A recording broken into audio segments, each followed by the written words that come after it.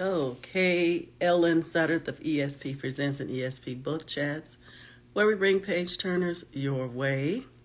I love my little backdrop. It's not going to stay. But anyway, it's good to have this cozy background. How are you, Dr. Robert? Thank you for coming in yesterday on our talk with Florence Henry. That was an amazing time. Thank you, Florence Henry, for coming and discussing on our Scout Out, Shout Out. And she is the author of The Real You, Be the Queen of Your Life. And we may be doing something with her, Dr. Robert. Maybe, maybe not. I am going to have Katie, our educational specialist. I'm going to call her specialist. So I am going to get her in here, send this notification to her.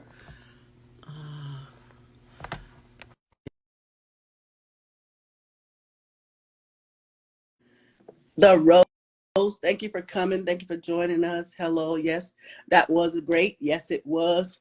And my background is going to go away. So there it goes. Flip your camera, Katie. It always does that. Hi. That's all right. Hey, hey. I'm so excited about this. I wrote my little notes down and I am so excited. Uh-oh, she's When got we notes today. talk, Uh-oh, she's got... uh-oh, I can't hear you. Can you hear me now? Yeah. Okay. I said you got notes today. Oh, yeah, notes. Notes. Yes. And this popped off from when we last talked. But tell the folks who you are, and we're going to be coming over here every Wednesday. I hope Yes, that ma'am. it's every Wednesday all through the school year because there's always something popping off. I know you got a busy life, but I hope you can. I'm letting you know for the records. The whole school year we need you, okay? Because there's always Okay. something popping off. Okay. Let me breathe. Tell the folks who you are. And we'll just go from there. And our topic today, guys, my guest is Katie Jones. And our topic today is parents, guardians, your voice matters. So I paraphrased it, but your voice matters. So go ahead, Katie, introduce yourself, and we're going to hit these topics, girl. Absolutely. Thank you for having me on again, Miss Ellen. You know I love you and I love our time together. I love you back. So, for those of you who don't know me, hi, my name is Katie Jones. I'm the founder of One Room Education, where we are working to empower parents, students, and educators to take back control of their education to help foster the most free and prosperous generation yet. We're doing that through an advocacy for classical mastery-based education as well as home-based when possible. Today, actually, Ellen, I'm super excited. I know Miss Ellen knows. Today is the official relaunch day for One Room Education and the State of Education podcast. We are doing a huge live with me and the people I am currently working with. So we're going to do kind of like a round robin interview. Yes. I'm going to try to be live on all of our platforms. If you don't just So pick one, girl, we can find you. yeah. So, well, I have this really cool multi-streaming thing. I'm just trying to I did research on how to actually make it do what I wanted it to Mm-hmm. last week. So hopefully I can make I it hope work this so. time. Do you have to have a lot of devices to do that? No, Like you need a laptop, you need a this or that. No? honestly, I just have my laptop and my little like $20 Amazon camera Go ahead that I now, have on girl. there with my podcasting mic that I've had forever, and that's all I do. Oh, awesome sauce. Let's get into it. Last week, and also I YouTube this. You got the YouTube, Hmm. right? I got So I that YouTube video you sent me. Yeah. yeah, the video. So I put it up on my YouTube so we can aggravate some educators to get some strength to just I can train with Uh you. huh. So as we were talking, I gathered some things while we were talking. And one of the things we talked about was because we talked about the voice of the parents and what happened. So in my summation, this is me and you have your own, and I love when we have our own. So what the first thing is I want to talk about is when did we as parents, guardians, when did we lose our voice? My right away before I forget, because I'm in that age group, mine is we could back in the 70s, getting to the 80s, before that, when we were in school, we could be disciplined in school. Hmm. Sometimes that means paddling. I remember the razor strap with the holes in it hits you and it sucks your skin. It was no problem. I'm not saying do that, Hmm. but there was there was a fear of parents. There was a fear of authority and all those things. And I remember my dad telling me in the late 70s, as it come up to 80s, that there going to come a time where the government is going to get involved with our parents. In my mind, of course, you couldn't say it out because you would be knocked into the next week. So in Hmm. my mind, I was like, that will never happen. Slowly, as the 80s start traveling down, coming up to the 90s, we see that. But we got to see a more prevalent what my dad was talking about during the pandemic. This is where I thought we lost our voices because during the pandemic, there was a moment where everything was shut down: churches, schools, Hmm. stores, and all that. And then we got to see where, when things were shut down, when parents was like, I don't know what to do with my kid. Open that door. I know it's pandemic time. I know I got to be dramatic because I am, because that's how it was. They went to the state line to Hmm. force the government to open the school because they couldn't go to work. They didn't know what to do with these kids. I don't know what to do with my child. And it also really messed up our autism community, Hmm. those who had sensories and those things like that. So I got to see during the pandemic of how we was like couldn't have that many guests in our home, had to shut our churches down because of the pandemic, the coronavirus. And that, to me, allowed the government to see how much control that they could have over those church, homes, families, and all the other stuff. When do you think we lost our voice? Miss Ellen, I'm so proud of you. Do you remember when we first started talking? You've changed so much since we first started talking. So I agree with you about the general timeline.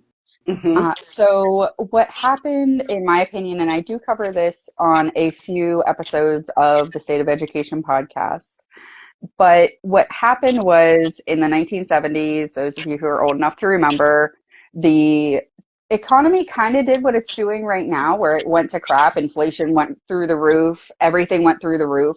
And they opened up the workforce for two income households. And they made two income households the norm within like a 5 year span. It was actually really interesting to go back and like look as a historian, as somebody that like looks back at social trends, to see how quickly, without the internet and stuff like we have now, that you can like almost instantly change the direction of a population. Watching how quickly it happened is really interesting. So what happened when moms have always, literally the entire human history, have always been the primary caregivers? Moms, grandmas, aunties, everybody, all of the women, multi-generational households were the norm. Parents had help. So if both parents did have to go to work, aunts or grandmas or somebody was in the home to help with the child rearing. All of that stuff changed. Like, even if you look at my own family right now, my parents, my dad's getting ready to turn 70 in a couple months. My mom is in her mid 60s. She still doesn't know when she's going to retire. Mm-hmm. My brother lives almost an hour away from me. My parents live in the middle, and we're just all spread out, and we all need help.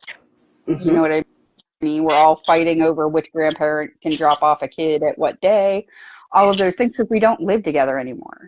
Mm-hmm. And if we just lived with each other, it would be so much easier. We would all help take care of the kids. We would all do that stuff. So in the 1950s, so post World War II, we'll say, so 1950s and 60s, they normalized and glamorized the single family households. Mm-hmm. Everyone can have their own space. Everyone can afford to have a home and raise a family on a single income in their own castle, right? Mm-hmm. So that got normalized through the 50s and 60s. Then in the 70s, You had the third wave feminism come in. You had the fight to want to be not stuck in the house. You don't want to be ruled by your husband, burning your bras kind of stuff. And you know what I'm talking about, Ellie. I know. So that forced the society to change so that we went from having multi-generational households to a single generation household for child rearing. Then we said there was a cultural thought revolution, we'll call it that told women that they had to be out of the household because being a mother and being a grandmother and being involved in your community and being community leaders and actually, steering the way that the culture goes and being the arbiters of morality in our culture, that wasn't enough. That wasn't a real job and it couldn't possibly fulfill you. So you have to go out into the workforce. So you took away piece by piece the structure and the safety net that kids had. Mm-hmm. Then whenever you get into the 80s, you have all of the late 70s and early 80s, the Gen X. They called them latchkey kids for a reason. Yeah. Because mommy went to work, daddy went to work, grandma and grandpa lived on the other side of the country or were snowbirds. You know what I mean? Everybody had their own thing and the kids got a key to the house. Mm-hmm. Good luck. It's fine. Mm-hmm. And then in the 90s, we started seeing, late 80s, 90s, we started seeing a lot of behavioral problems with these latchkey kids because there's nobody to take care of them. You're a feral kid with no direction. Yes. So of course there's going to be issues. So then the government started to step in. And it's really fun if you look at the trajectory of the Federal Department of Education. Mm-hmm. And when they actually started putting actively funding education and manipulating the education system through promises of grants. So that's a fun topic. We do cover that a few times in the state of education, just kind of sprinkled for fun throughout the episodes. And then, so because of that, because in the 90s, the government said, it's totally fine, we'll take care of it. We'll have after school programs. We'll have all these things. You guys go to work, you live your life, have date nights. Don't worry about it. We've got you covered. We'll take care of your kids. Mm-hmm. So you've got 2 generations now that have been raised on the government's got your kids. You just need to worry about making money. Mm-hmm. So the pandemic hit, and I see the pandemic as a time when people found their voice, actually, because they were woken up to what they've actually been exposing their children to, what they've actually been allowing to happen within society. And they've been allowed to see their negligence as rearers of their children. And they couldn't blame it on the teacher or the school system or the bully or the ADHD kid or the whatever in class. No, it's your kid. You got to deal with it now.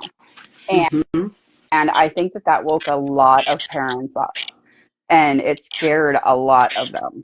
Because how many parents do you see? There's a whole culture out there right now that is talking about, what do you do with your kids during the summer?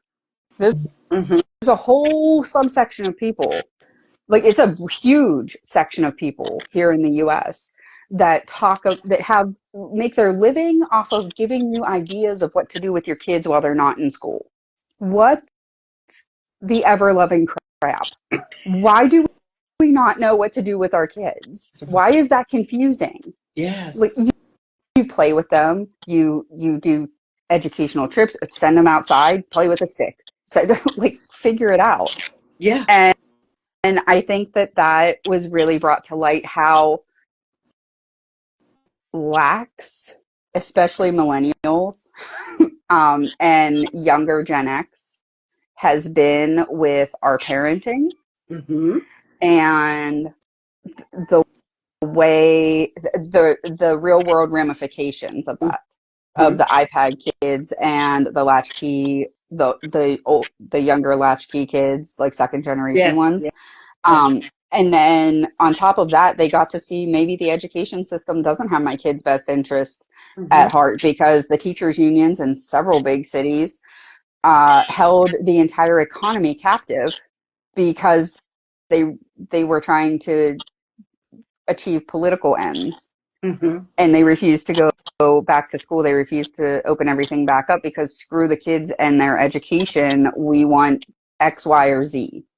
It doesn't even matter what it was. But Mm-hmm. the fact that parents were able to see that maybe their child's individual education wasn't the top priority, especially for teachers' unions. That's so true, and that's where well, right now they're still parenting are now doing a big scale of homeschooling, where it was like Mm-hmm. hidden in the crevices of somewhere in the la la weirdo. They're not going to have social skills, and now Girl. it's coming huge to where we got all this violence in school and people. That last shooting, not the last, because there was one yesterday here where a student passed, shot at the Mm-hmm. bus stop, but they see that and kids are afraid to go back to school and they don't want to be in school anymore. I want to stay in this subject a little bit more. We're talking about the voice.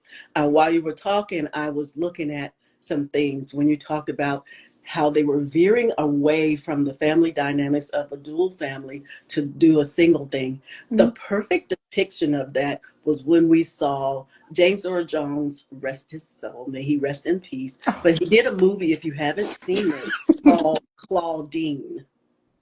I've heard of it. I haven't seen it. You need to watch it. In the movie Claudine, I don't know if all of the kids have the same baby, the father, Mm-hmm. but she had about 5 or 6 kids, and she was a working single mom with all these kids, no man in the house. And the government will let her know, okay, you bought this. Who gave you that? Which one gave you this? Who bought that? Mm-hmm. And so there's a phenomenal end where the person, whoever it is, I don't know what you call those people, I forgot, but the welfare man came to the house. The woman came to the house to check and see what she had earned. So she said, look, you want to know what I got? Here, I bought an iron. You see this here? And all of those things that Mm-hmm. make her go up, it was against her. So Yeah, if you are on public incentives, I was short lived, they penalize you for making more. So if you got absolutely. 5 kids or something like that, you're going to stay on because you can't take care of the medical, you can't do all those stuff. So that was a good depiction of that I seen. And also when we're talking about the protection of kids, I seen, like you said, that other generation with the latchkey. We were latchkey kids, but mom was at home. My mom is, I told you about Mm-hmm. my mom being deaf. So dad did the reverse. He did not give us a key. I don't know if he wanted us to not open the door and scare mom, but we had to stay.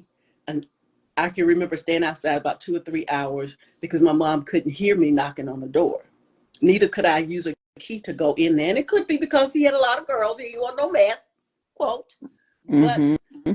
I had to wait outside. So it was a different type of thing. You had a village. You did have single parents, but the village helped raise them. There was, oh, girl, come on over here. You do not have to pay for a babysitter. Come on, bring your kid here. And it was a village that kind of helped with that. And then when my dad, long story short, when he got sick, 11 children, and we never lived off of welfare. Never. Mm-hmm. I wish we did with 11 children, but we didn't because daddy made too much money. So he didn't Girl, want to you can go because preach that.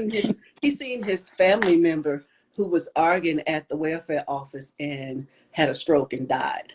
So he said he will never get something from him, even though we were poor, but he made enough money to live where we were. And he said he would never do that. Mm-hmm. So a long story short is when he did get sick, they told my mom in order to get some assistance, either you have to be divorced or your husband dies and then we'll give you something. I'm not making this up. This is No, serious. yeah, And so yeah. when he got sick, they gave us some food stamps. I don't know how much it was. It had to be a lot. 11 children because my mom gave us, this was when we had food stamps. Now they have discrete cards. So Yes. we had the paper food stamps. So all of us, all 11 of us had a book and it consists of $65 in that book. And so we had that just one time. We was just excited. We found out how to change it and we can buy something, get some change back. They stopped doing that. They put it on a due bill or whatever. You can't get Mm-hmm. change back. So that experience, I'm like, wow, that is not designed for family to be together. It's designed to keep you separate. We have an old saying that Mr. Welfare Man is your husband. They're Oh, not yes, ma'am. they're not That's trying to keep you together. So I do agree with that part. Now you mentioned cultural acceptance. We were talking about the last time we talked, the video before this one, about schools and cultural acceptance of bad behavior. Let's talk about that. Yeah, so just a couple things. You're absolutely right about the welfare thing. That's whenever I talk about living on essentially like a functioning homestead, that's why. Because when my dad was working, he was like close to the top tier tax bracket, but when 6 months later, when he got laid off for a year and a half, we literally had no, like nothing, Mm-hmm. but it goes by the previous year's income. So he made too much for us to get anything, even though we had like literally no income. So See, what are you going to do? right. So it's, yeah, absolutely. And then like they told my mom the same thing. Like you can divorce your husband and then we'll give you something. And she was like, you can go screw yourself too. Like, sorry. But like they, and our neighbors, they never got married, had 5 or 6 kids and lived off of welfare. Middle of winter, we're sitting there trying to chop enough wood for us to be able to heat our home, and they've got all their windows open with their kids running around with no clothes on because they get their heating oil for free because they Mm, never got married and they know how to work the system. Like, so true. no, no, I am not. The welfare system is supposed to be something, in theory, what it is supposed to be is something that you can use as a stepping stone to Stepping help stone. yourself get better, but you get penalized, Yeah. actively penalized for trying to do better. Yeah. And that's why there are multi-generational families that are quote unquote stuck on welfare, Mm-hmm. because it's literally not worth, like that's not dumb. It's very smart actually. If you Mm-hmm. look at the amount of money you have to make and the benefits you have to equal what you get on welfare, are So you kidding? I so wish I true. was that smart. So Good true. Lord. It's not an easy life. It's not an easy life by any means. I'm not saying that, but I'm saying like, you know what I'm saying. Yeah. So that I just wanted to touch on that. And the making welfare, daddy government, they absolutely targeted the black community with that. It is federally, like they had to release the federal documents they actually stated in the federal documents that that's what they were doing. Mm-hmm. They were targeting the black community to ruin black families because black families are some of the strongest families Yes. in the US culture. Black families have some of the lowest divorce rates. Like, y'all got it. Whatever Mm-hmm. you guys have it, you got it. Mm-hmm. Mm-hmm. So And true. they saw that as a threat and they actively went against it to Mm-hmm. ruin it. And man, did they do a good job, didn't they? They did. And then what helped them do it is in the 80s when they brought drugs in. And then we lost our Mm-hmm. voice to drugs. You lost the father is the breadwinner, but the women, the mother is the one who hold the household. If your mother is gone and on drug, you have lost everything. Mm-hmm. I mean, a Yep. father could be there and a father could not be there. But a mother is something about a mother not being there. And so when we talk Yep. about behavioral acceptance in the school, we talked about that. Let's talk about that. Yes. And that it's directly related. You know that. Mm-hmm. If you do not have a father in the household, your like the likelihood of you going to prison goes up automatically by 50%, Mm-hmm. regardless of racial demographic. Just throwing that out there. Automatically default goes up by 50%. Moms try really hard Mm-hmm. most of the time, Yeah. but we are not by we are not designed to toe up with a growing, maturing man. Mm-hmm. And let's be honest, a large portion of the problem with the behavioral issues back in the day, so like I'll say probably like 2015 and before, Mm-hmm. most of the behavioral issues were from boys. Yeah. acting out because their mom was doing something. They didn't feel like they were getting the attention. Their daddy wasn't there for whatever reason. Mm-hmm. Like, that's what it was. Or they were labeled with ADHD and they were like withdrawing from meds and stuff like that. But that's a totally Oh, different oh, oh, it's issue in about there. like, It's in there. You're talking about it. If that was a huge, before that time, a huge Ritalin. I don't even know what girl. happened to Ritalin. What happened to the Ritalin? It got They, a bad rap and they do Adderall now. oh, so it's Yeah, changed. because Ritalin actually, fun fact, if you've been on Ritalin for more than 5 years, the United States military will not take you. But if you've been on Adderall, they will.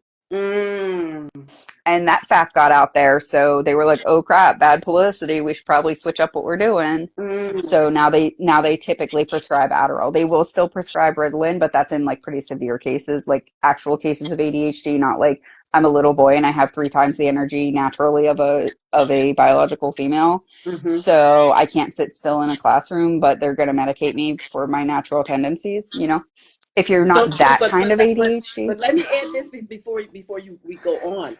Let me add Yes. this too. I've seen in the school system where they had those who were on Ritalin or any medication. There was a time clock. At Hmm. this certain time, they would come and get the children. They would do them, and some of them be zombie-eyed.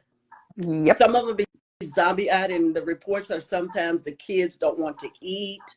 Yeah. They're just zombified, Yep. and some of them kind of refuse to have them on there. But I was wondering about that, and I'm like clockwork. It's like you have to. I don't know if the government has a schedule, but you had to have them in there by Hmm. that time in the school. I'm not going to say this for fact, but it seems or it appears that it should only be administered during school. I'm not saying it's not. Oh, because I've heard them say So during the summertime, just don't give it to them during school. I've heard parents say that.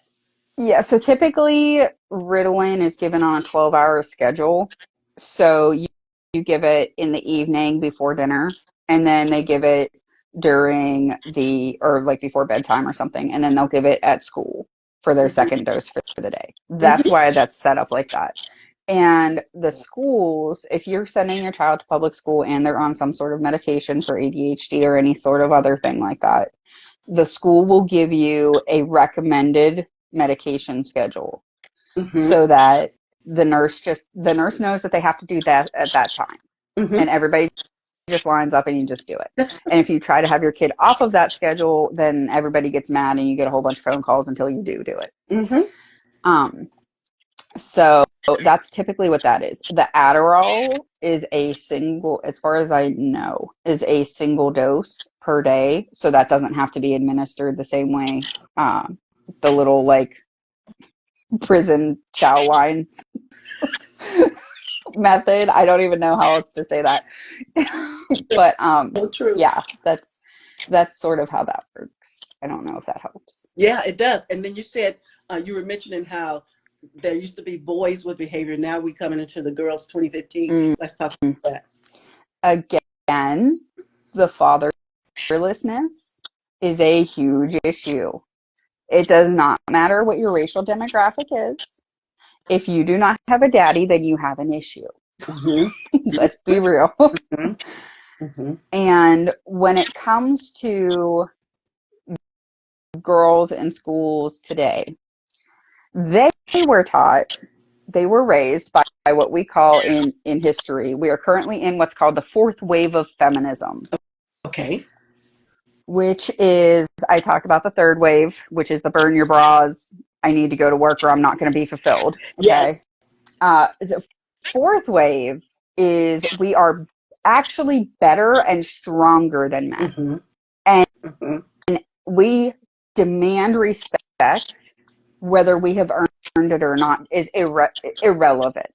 Mm-hmm. We de facto get that. And if you don't give it, then we are entitled to take it Mm-hmm. through any means We see necessary. that. We see And that.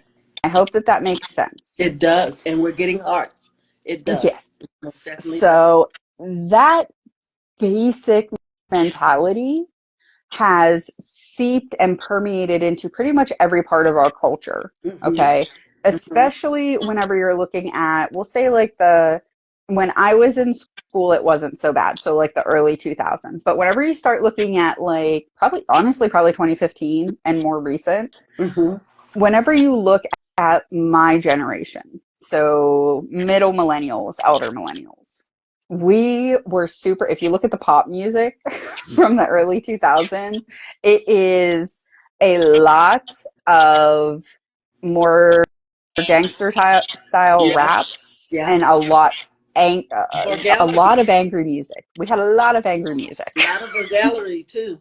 Yes. And that type of stuff, I love that kind of music, obviously, because of my age. But I also don't let my 3-year-old listen to it. Yeah. And what happened was my generation didn't have a filter when it came to their children. So they heard Missy Elliott, they heard Lil Kim, they hear Cardi B, they hear Megan Thee Stallion talking about all these things and Yes. thinking that is great and idolizing that type of behavior. Mm-hmm. And I don't think I need to spell it out. We all know exactly what I'm talking about. Exactly. Exactly. Cardi B actually came out and said, "My music is not for your children. Quit letting them listen to And it." she said she wouldn't let her daughter listen to it. Yeah, there's a great clip that goes around every so often that talks about that's Cardi B and she's like doing her thing, and then her daughter walks behind and she like jumps at the camera and like shuts everything down. Like, good for her for doing that though. Yes. Like, one, you shouldn't be doing that if you're that embarrassed for your kids to see it. Two, I mean, why don't we act like her with her content then? Wow. Follow her example. But anyways, those types of examples that are literally being told not to. Hey buddy, mommy's talking. This is live. This is what we do. It's okay. It's okay. You want, he's watching Hook.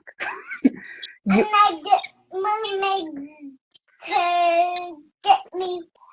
you want mermaids to help you breathe underwater whenever Hook throws you off of the plank. Good. Okay, go ahead. Go ahead. I need you to not, and I need you to go. Go on. Can you shut the door? Not going to shut the door. Okay. Yeah.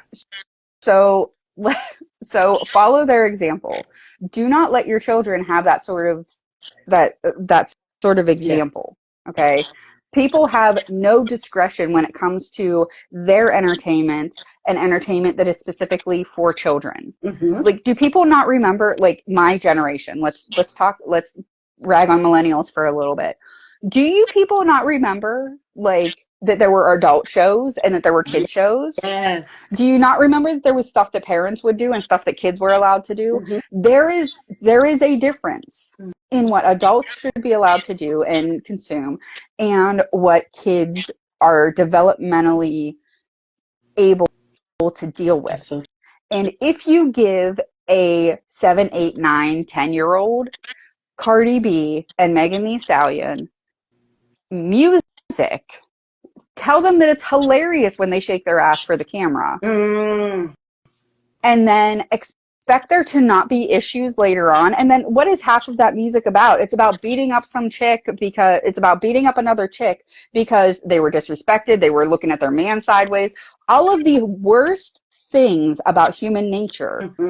are propped up as good in this music. And I'm not saying I don't enjoy it. On my own, with my adult friends, mm-hmm. with no children around. So you know what true. we listen to with my son? Okay, currently he's watching Hook. You know, Hook, Where's the Hook with Robin Williams. He just learned about Bangarang yesterday. He loves it. Anyway, raising him right. Yeah. But he knows about that. He doesn't know about the dark Robin Williams movies yet. Mm-hmm. He won't for a while. Probably till he's like 12. Let's be honest. There's some pretty disturbing movies if you haven't watched them. Amazing, but disturbing. Whenever we're listening to music, we'll listen to like sea shanties or like he loves heavy metal music. He loves like Celtic music. He loves classical music. He loves everything that has to do with music. But you know what? there are some bands that we listen to, like there's a band called Five Finger Death Punch. I don't know if you know them. They're one of the heavier metal bands. They talk a lot about mental health type Okay. issues in their songs Mm-hmm. and some social issues and stuff like that. Some of it's really great. Some of like every other word is an F word, and me and my husband will bang out to that and be like, yes, and we love going to their concerts, but we censor which songs our son can listen to And that's what they're because not that's what doing. parents Yeah. are supposed to do. You're Yeah. not supposed to be there twerking with your 12-year-old on Instagram or TikTok Mm-hmm. and then sending them to school and thinking that that behavior isn't going to happen. Sorry, I feel like that went a little like, No, but it's true. It's true because there are some things where little girls' behaviors was doing something to little boy that they had to go, and you know what I'm talking about. Yes, yeah, that's what I'm talking about. And that was her norm. yeah, That was, which, since we're talking about little girls, it was her norm. And so, like you say, when we were younger, of course, I was born in the 60s, you couldn't even see Elvis' waist. If he waist yeah. down, it was a dark in his waist up. That's all we Mhm. see. Couldn't see no gyration. There was Mhm. no the shows. The husband and wife didn't even sleep in the same room. They didn't even really kiss. If somebody kisses, like ow, ow, ow, the innocence of that, you would see Yeah. that. But it's a lot of things that change. The music that we got a spanking for listening to, my kids here and they like, you got a spanking for that? That Mhm. didn't even mean nothing. But for Mhm. them, then it did. So I want to bring to our third topic or third question. Um, is there a behavioral module or model in plan when it comes to school? You're laughing. I know it's not her. Um, do you want the scripted school No, answer or do you want the actual answer? I want the Katie Jones. Well, Hell no. maybe No. backdrop. Maybe tell us how the school said it and backdrop what they're really saying. You know, you're good at that. Okay, so the schools say absolutely we have behavioral. Hold up. You need to go in the living room, please. Yes, it is my phone. I love you. This is gonna be one of those days. Okay, so what the schools say is that absolutely we have strict behavioral standards that we hold every student to equally because we're about equity and equality, right? Mm. But we also want to include all of the students. So what they do is they say, hey, parents, here's the dress code, here's the behavioral code. You have to sign it in the book at the beginning of the year. Every parent says, yeah, sure, take my kid, get them out of my face. So yes, on paper, legally, they have their behavioral standards. Now the question isn't whether they have the behavioral standards. The question is whether they are enforced, whether they are enforced fairly across the board, and whether the consequences are actually held through, or whether they don't want to lose part of their state and federal funding for having too many students having too many lost days. Mm-hmm. You're on That's it. the actual question. Mm-hmm. You are on it because lost days. I can attest to that. Back in the day, let's say 2014 back. Let's say 2014 back. No, earlier than that. 2001, 2002, Boy, like that. I am telling you right. So, I'm telling you right now. Go out there and shut my door. Shut the door behind you. I'm so sorry. that's okay. Shut the door behind you and go and watch the movie and And respect the gate. you Dude, can I'm mute not your playing in with if you. you want. You can mute your in if you want when he comes in, and Oh, we know sorry. that he's at home. That's okay. Um, 2021, I would say, when you said Mm-hmm. lost days, Yes. I want to get back with that. My grandson, who is 13 now, he's a 2011 baby. Before him, people would miss school, be absent, uh, be late. Now moving forward after 2011, going forward, and he was still at the school, still in elementary school. I'm hearing now, bring the kid. I don't care how late they is. I don't care if it's 1 or 2, 3 minutes to school. Bring them in, let their butts be in the chair. Yep. And we've had that talk before, and I've talked to someone else. They do not want the loss of days. They do not. And so I was told by another educator, and it could have been you, that each student that sits in that chair, that's $1,400 per chair. Mm-hmm. What do you have to say about that? Um, Schools are underfunded, Ellen.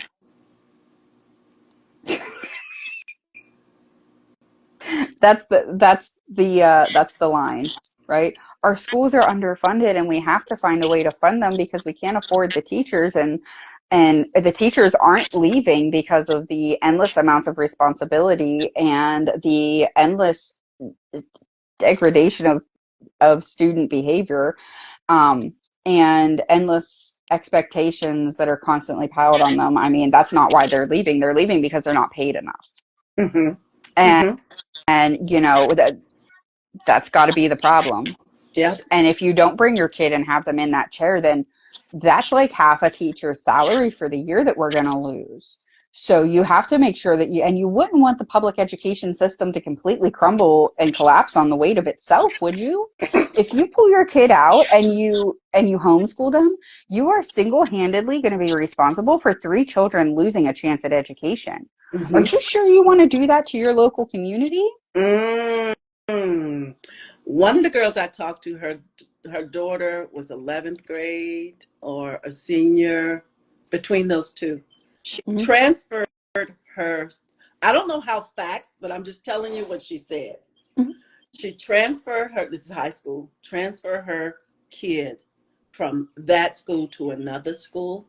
I Mm-hmm. don't know if this is true, but she had to pay. Sometimes, yeah. It She depends on had to what state you're pay. in. Mm-hmm. I'm like, what? And it wasn't a little chump change money. And then Mm-hmm. their competitors that we talked about, charter school, homeschool, the competitors of that. We'll talk about that another time because I know you can Mm-hmm. dig into that. So now we're moving forward. We are in this day and time. There are wonderful, cute little monitors, metal detectors. Little kindergartens get to walk through. Mm-hmm. That pains me to see a kindergarten walking through a metal detector. Yeah, So we it have should. these metal detectors in our wonderful schools now, and it goes off. I seen one go off because a girl had an umbrella in her hand or something metal. So now Yeah. what they're doing is they say, "Oh, it's just the umbrella." And I'm wondering, is that why people just go in with this gun because they thinking, "Oh, that's an umbrella. Oh, that's just your purse." You see what I'm saying? But Mm-hmm. who's paying for this? Who's The paying for those metal taxpayers, detectors? the Taxpayers' same money. people that, yeah, the same people that pay for everything. Oh, that's another fun fact I want to make sure that we touch on. All of the educational things for public schools, you fund them. That's what's going to be my next question within this. You going there. So how do teachers get their salaries? You are on it ahead of me. So it depends state by state, but typically the way that it goes is property taxes go directly to helping pay for your roads, your municipal parks, and the local geographic school district that you live in. So your property taxes. So if you have a low property tax like we do here, the teachers' salaries are typically pretty low, but the schools are pretty small. So Mm-hmm. the more affluent the area, the better the salaries are for the teachers because it comes from property tax, uh, value in the area. Looking at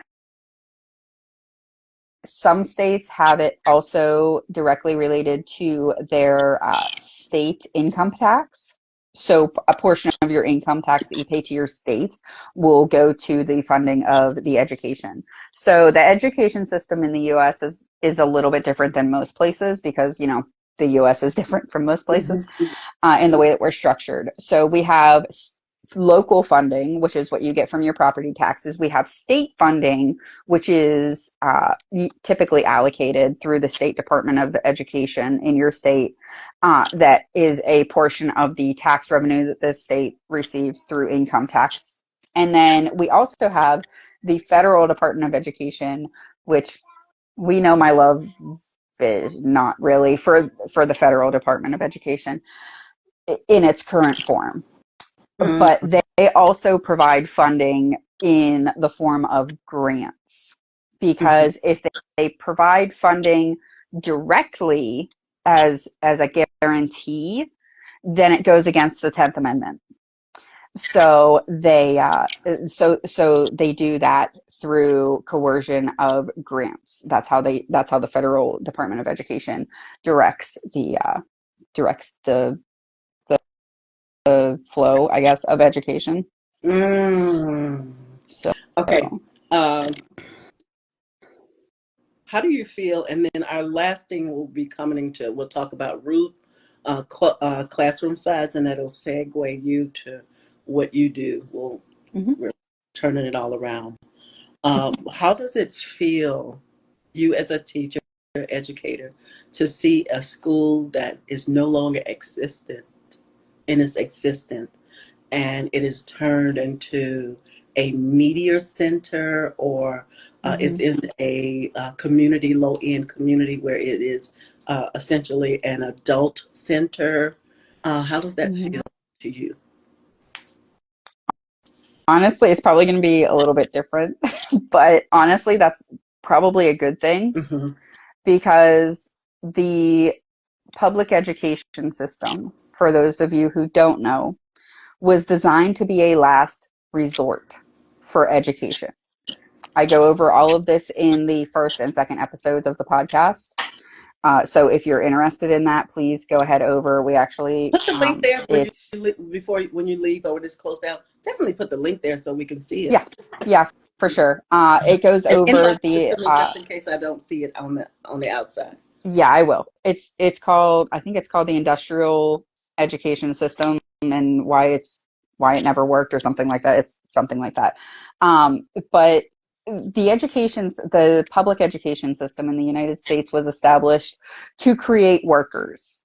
It was established by Andrew Carnegie and J.D. Rockefeller and a couple of other people that went to the government and they said, we need workers. And you guys need to get the kids off the streets. So let's team up. And because all of the moms and caregivers were going to work in the factories for those guys. So they had to be part of the solution, right? So they designed the schools and the school days to prep people for manufacturing work. That's the basis of the public education system. And it was stated when the public education system as we know it today was established here in the United States, that this is to be a last-ditch effort for low-income families. It was not ever designed or meant to be the norm. And it, as most things do throughout the ages, got turned into something it wasn't meant to be. It became acceptable. It became the norm. Parents were highly engaged in it. So parents were a buffer between what could happen to your kid in the public education system and the actual outcome. Like the parents actually had a say in how your kid turned out even though they were sent to the public education. I hope that makes sense. It does. And today, if you send your kid to a public education institution, you don't have a say. You can go to the school district meetings, you can go to the school board meetings, you can talk to the teachers, you can talk to the admin, you can talk to the whoever, but at the end of the day, they say that they have the last word. And if you want to change it, you can try and get enough parents together to pass a resolution. Good luck doing that. And they know that is not going to happen because parents are apathetic now. Because they have somewhere to send their kids. They're trusting in the government. People are far too trusting of the government and far too untrusting of their neighbors. Wow. It went from that community and that village that you were talking about, Mm-hmm.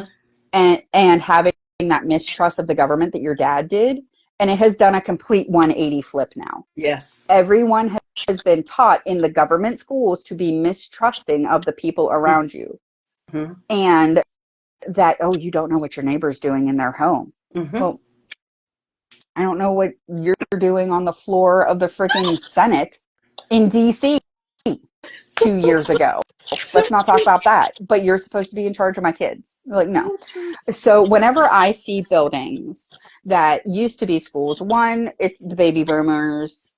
That was a huge generation. Y'all didn't have as many kids, let's be honest. Yeah. So the population is shrinking. That's so It, true. it so there's that. That is kind of sad.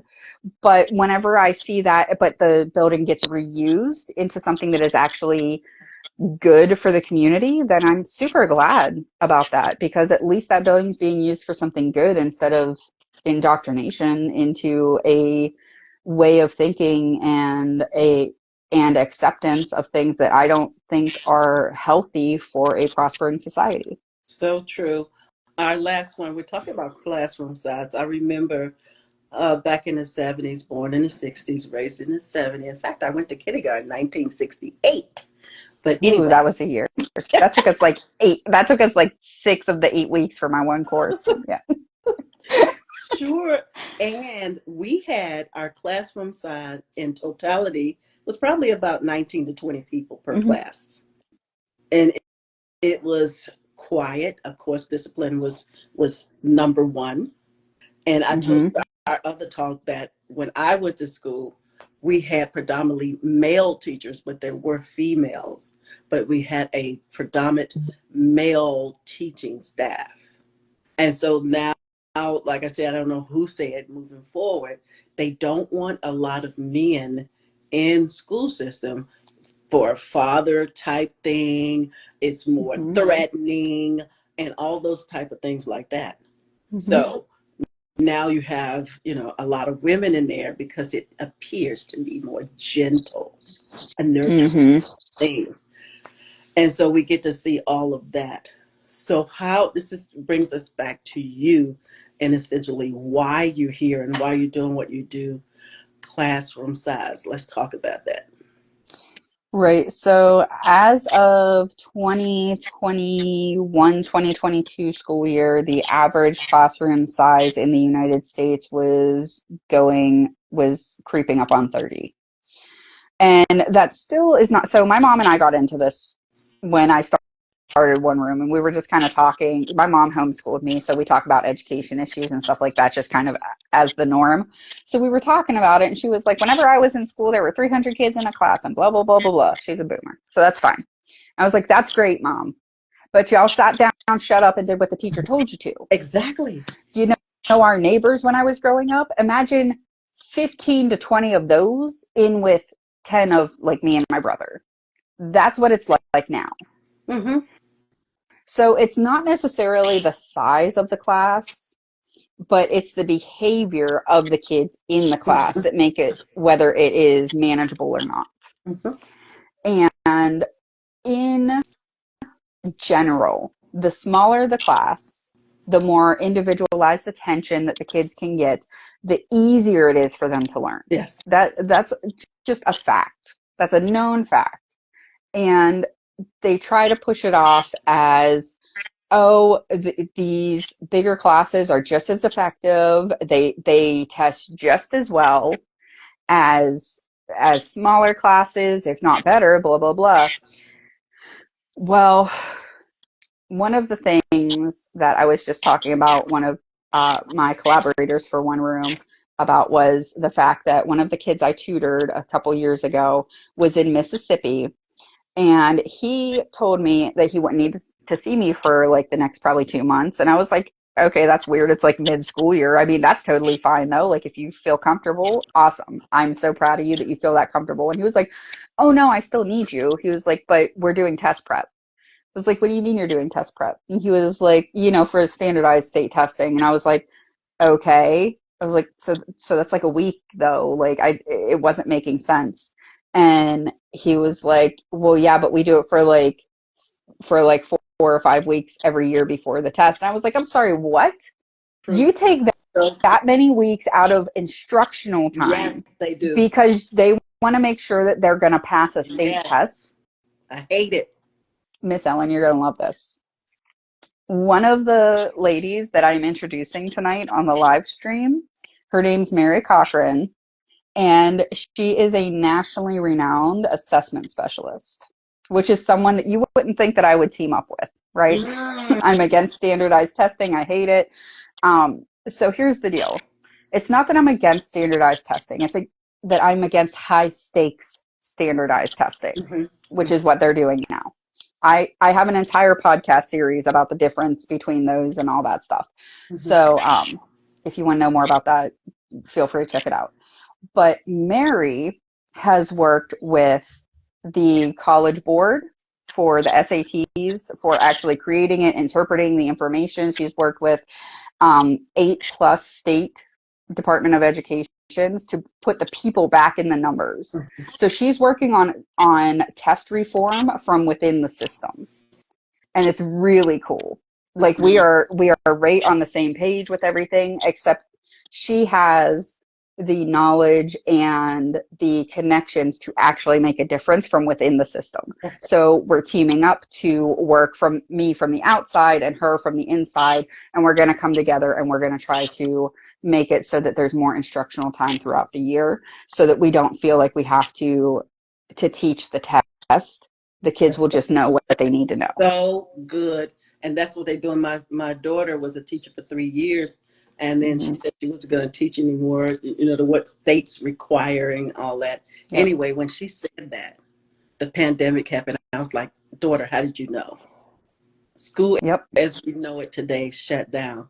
I want to go back just a little piece, and then you tell us about your school, what you got coming up Mm-hmm. tonight, stuff like that. Um, I want to go back to when you mentioned about dual parents. We Mm-hmm. moved to Virginia for the second time in 2003. And so now our son is in elementary school, the youngest, the only son, and he's in elementary school. So we bring him to a school. We're new coming back. We're new now because we're on this side. We was on the another side of Virginia.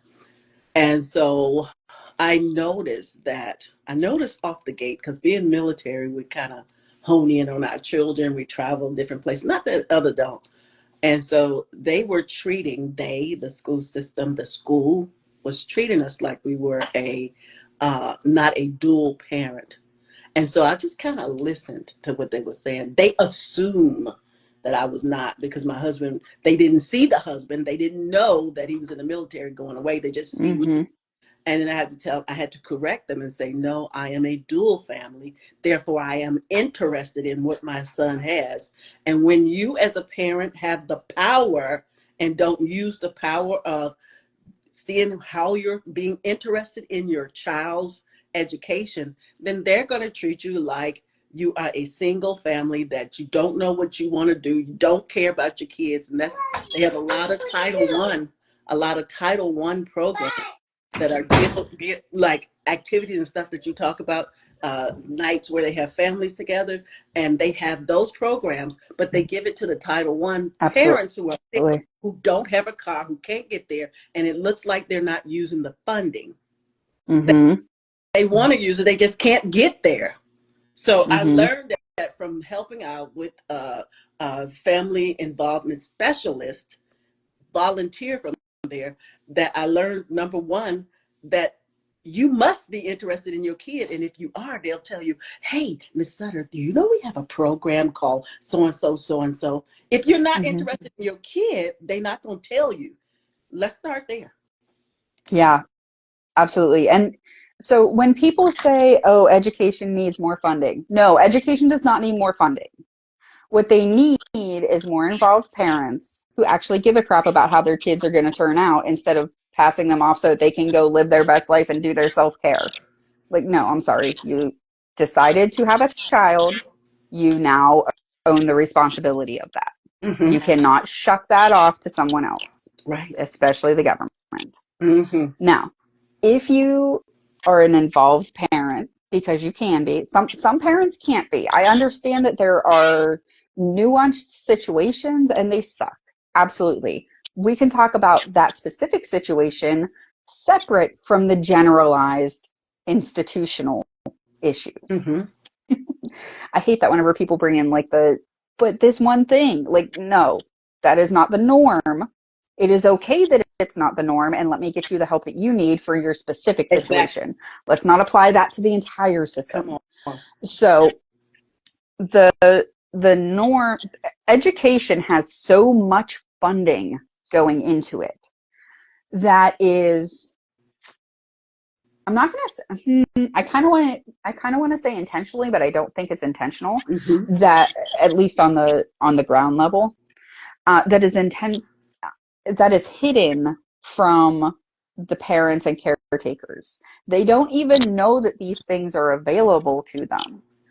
And some families will qualify for things, some won't. Come on now. And a lot of times, what I find the issue with isn't a lack of resources for lower income families.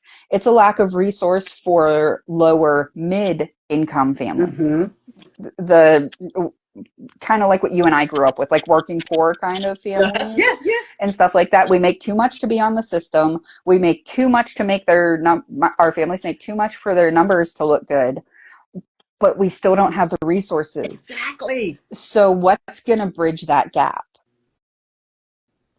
Where are you going to get the help? And that is, that is a much tougher question than, do we need more funding for after school programs? Mm-hmm. We need, I think for every person, whenever you have a kid, you should get a list of resources that are available to you for the first 10 years of life. Yeah. Absolutely. I think that you should get that, and you should be, the nurses, the nurses go over like the list of things before you leave. That should be one of the things that they go over. Yeah. Yes. Is here's what's going to be available for your kid later on. If you need more help, here's who you'll get a hold of. And, they've got their highlighter, highlight that for whenever they get older. If you lose this paper, you can always call us back. Mm-hmm. I think that would be a great starting point, because parents don't know what's available to them. So true. And they sit there and they struggle and they fight. And a lot of times they don't need to, Mm-hmm. but they aren't, it is not publicized what is That's available so true. through the schools. And so they keep saying, well, we need to do this program, or we need to do that program, or this program's ineffective. No, it's not that the program's ineffective. It's that you don't know how to do marketing. Right. You don't know how to inform people in your community, aside from, I sent an email or we sent a flyer home with your kid. No, that is not Mm-mm. efficient or effective to get information to a parent. You know what should happen? Every time there's a new after school program, or every time there's a new program that has to do with the school in general, the superintendent should be going around with the school principals, knocking on everybody's doors, introducing themselves, and getting involved in their communities. But does that happen? Mm-hmm. No, it doesn't. Mm-hmm. Nope. But anyways, Good stuff. Tell the folks where they can reach you. I told you guys, Katie, we will be here next Wednesday. Next Wednesday. And I'm going to pull I'll some be back. stuff from there. I just love it. The next time we'll talk about our next talk, the No Child Left Behind. I know you're going to love Girl, you're trying. Nope. Nope. You're going to love that. See, I always get stuff from you when I'm talking to you. And also the blame game of when the pandemic happened. And because of the pandemic happening, our schools are behind because the parents was teaching them. Oh my God, did you see? Okay, wait, I have to make this point. I have to tell you this. I saw this the other day and I about lost my damn mind. Did you see? You probably didn't. Did you see where the CDC and the Federal Department of Health just this year lowered their standards for yearly milestones for infants and Yes, I children? saw that. Put that What down so the we can talk actual about it. F? Put it What the down. actual Yes. F? And that has to do with the pandemic. That has to do with lowering standards in education and lowering expectations of our society. And it has to do with, oh crap, we effed up. And we can't let people know that. So now we're just going to lower the standards. Yes! Let's not talk about what specifically could be causing a lower IQ or an elevation of cognitive issues with children born since the pandemic. What could possibly be causing that? Anyways, down, I'm, will be back. I have a whole podcast episode, long form, getting ready for that. Yes! Somebody throw some fire emojis because she is on fire! So you better remember. Let you know. I knew that was up your alley. I knew you would love that. I love you, girl. My son is 3.5, and we have been told the entire time that he's ahead of on everything.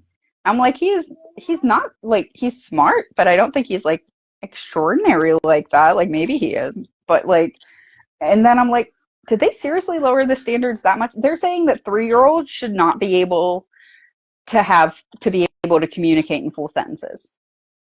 My kids were 11 months, all of them, and these are 80s babies. Yes, that's, girl, you heard him talking. We're gonna talk about it. Let's get you out of here, girl. Anyways, I'm sorry. I just had to throw that out there. That was good. That was fine. I see some 100s going up. Guys, come back next Wednesday. We'll talk about the No Child Left Behind. I can't wait, Katie. I'm trying to keep all those comments. I'm trying to not go off. Okay. Keep them. You got some 100s going up. So Miss Ellen knows how to heat me up. Tell them that he can meet you and tell them about what you got going on today at 6:30. Absolutely. I'm so excited. So I'm Katie from One Room Education, where we are on a mission to empower parents, students, and educators to take back control of their education to help foster the most free and prosperous generation yet. You can find us at one-roomeducation.com, the word one, ONE, -roomeducation.com. It is linked on my profile here on Instagram. You can find us on your favorite podcast platform. You can listen to The State of Education presented by One Room Education on all your favorite platforms, including Rumble and YouTube. They are not up to date on Rumble and YouTube, but I'm working on it. I have a From the Vaults series that I'm currently editing. There's about 10, maybe plus episodes that I recorded last year that I did not know how to do efficiently. So, but they're coming. Yes. There's some interviews with education AI specialists, interviews with homeschooling authors, interviews with homeschooling parents that run micro schools, all kinds of cool stuff.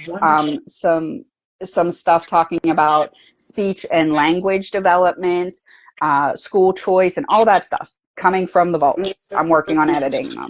And then we are relaunching tonight is the official relaunch of One Room Education and the State of Education podcast. I am going to have 3 guests on with me. They are my 3 main contributors and collaborators right now. The first one is Francis Cook. He is one of the guys that I am working on courses with. He is helping me design the Bill of Rights. My God, my brain just like went blank. He is helping me design the Bill of Rights course, and we have the first lesson ready to go. Oh my gosh, I'm about to lose my mind. I'm so excited. So we've got that. He's going to be on. We have Michaela. I can't remember her last name right this second because I only ever call people by their first name. Bolt, Michaela Bolt, and she is a formerly trained English educator. Ooh. She works as a substitute teacher, and she is currently running a media marketing company. So she's amazing, and she also has ADHD and a neurodivergent child. So she's working on all of that topic for me for the blog. And we also have Mary Cochran that I already told you about. That's the nationally renowned education assessment specialist.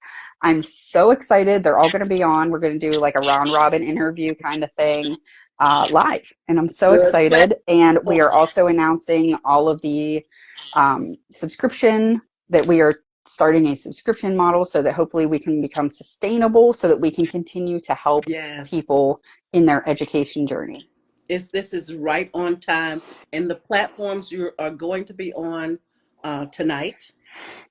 Hopefully, X, Instagram, TikTok, YouTube. Now I found you on X, and Mm-hmm. is it okay? So you was live when I was on there, and just to just make this clear, are we able to do a live Q&A when you're live, or just go ahead and type, and you guys will view it later? Because I see that we are able to Theor- talk in. Theoretically, I should be able to see your chat, Hmm. but I'm not sure if that's going to work properly. Okay, So so if just feel put them in free there. to You'll be able to comment say them. away, and if I see them, I will make sure to shout them out. And if I miss them, then we will definitely go over them later. They will stay. Will the comments stay? Yes. Okay, Yeah, they good. did. So don't worry about it. Just let it keep going and just blow it up. And then when we share that out, we can see the Q&A. And Yes. are we able to, those in replay time, respond after the video has already been taped? Oh yeah, you can whenever the replay is available, it should be up like almost immediately. Whenever the replay is available, you can just engage in the comments and I'll be in there. Okay, awesome. Awesome, awesome, awesome. Thank you for being here. We look forward to talking about No Child Left Behind. What Thank is you for always that? You are so thank you for always welcome. supporting me, Miss Ellen. You're welcome. I'm your greatest cheerleader. I believe I'm one of them. I'm not saying that I'm all of them, but I know I'm sure you have more. And thank you for that amazing talk. I'll be at church at 7, but I'll catch some of it and I'll definitely talk in the replay. Thank you for being here. Have an amazing day. Give little man a hug, and thank Will your do. husband for allowing you to take this moment with us. Have an amazing day. You Guys, thank too. you for being there. All right. Bye-bye. Bye. Thank you. Thank you. Katie Jones. She's our Wednesday girl. You can hit the X. She's our Wednesday girl. Thank you guys for giving the heart. Ing Living with Angela. Thank you for being here. Our one room guest here. Wendy R said, thank you for coming in here. And Florence Henry, we had her on yesterday. She's an author, and we had an amazing time with her book yesterday. Do go back and look at that replay. And we had a wonderful time with her. Katie is going to be on each Wednesday. Our next Wednesday topic, No Child Left Behind, is what we're going to talk about. And so we try to bring some school stuff that's in the media, what happens in the media school-wise. We try to bring it, and where Katie and I can discuss those things. I, as a parent, grandparent, volunteer in school system, her as an educator, one classroom. They are a homeschool education. And so, guys, if you want that, do plug in and celebrate her tonight on X at 6:30. I believe it'll come up as one room class. So look for Katie Jones. You guys have an amazing day. Thank you for this moment. I'm signing out. Bye-bye.